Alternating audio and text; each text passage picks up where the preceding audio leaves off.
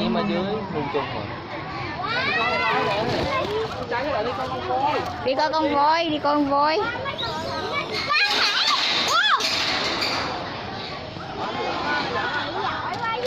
Nó quýnh lộn với Khang.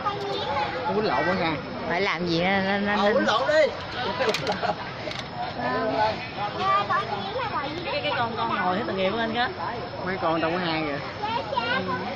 Mấy con bự ngoài là chắc đầu đàn hay sao? Rồi đi. Đá. Đi coi con voi.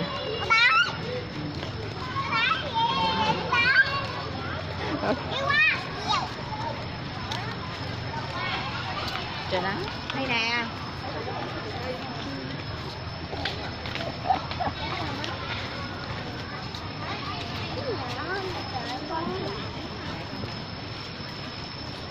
Ý, có con voi kìa.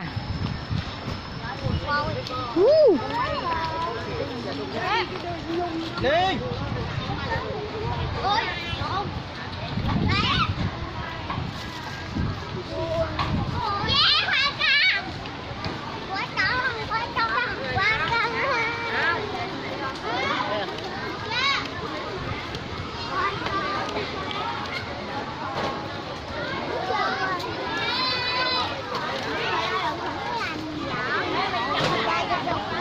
Giờ mới có 12 thiếu 5 mà 1 giờ đúng Ngọc rồi đây Ngọc. 1 giờ rưỡi.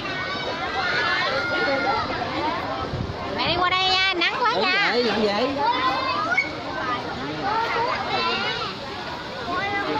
Đứng dậy ẩm nè.